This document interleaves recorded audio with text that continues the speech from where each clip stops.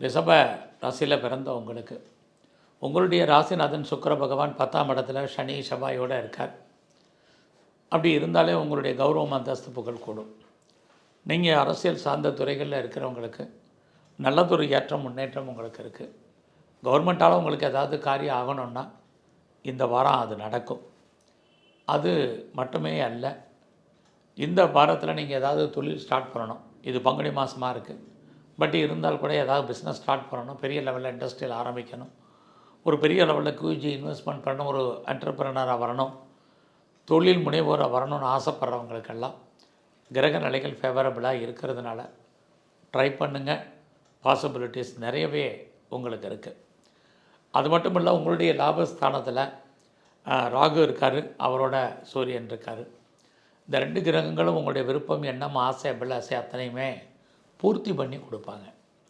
ஆக இந்த வாரத்தில் பெரிய லெவலில் ரேஸில், லாட்ரியில், குறிப்பாக ஆன்லைன் பிஸ்னஸில், அதுலேயும் டிஜிட்டல் கரன்சியில், ட்ரேடிங்கில், இன்வெஸ்ட்மெண்ட் எல்லாம் பார்த்து பண்ணுங்க.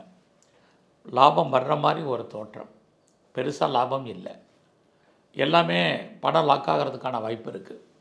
அது மட்டுமல்ல, இந்த வாரத்தில் நீங்கள் எடுக்கக்கூடிய முயற்சிகள் ஓரளவுக்கு உங்களுக்கு சாதகமாக இருக்கும். நீங்கள் ஏதாவது உற்பத்தி சார்ந்த துறைகளில் இருந்தீங்கன்னா உங்களுடைய ப்ரொடக்ஷனுக்கு தகுந்த சேல்ஸ் இருக்கும். மேனுஃபேக்சரிங் லைனில் இருக்கிறவங்களுக்கும் பரவாயில்ல. உங்களுடைய காதல் விஷயங்கள் நிறைய ஸ்ட்ரகிள், பிரச்சனை, போராட்டம், பிரேக் ஏற்படுவதற்கான வாய்ப்புகள் இதெல்லாமே இருந்துக்கிட்டே இருக்குது.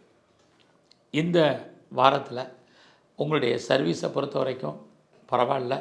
ஏதாவது ஒரு வேலை வருமானங்கள் உங்களுக்கு இருக்கும்.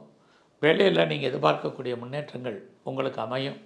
ப்ரொமோஷனை பொறுத்த வரைக்கும் பாசிபிலிட்டிஸ்க்கான வாய்ப்புகள் இருக்குது. பட் இந்த வாரத்தில் உங்களுடைய சொந்த பிஸ்னஸ் ரொம்ப பரவாயில்ல.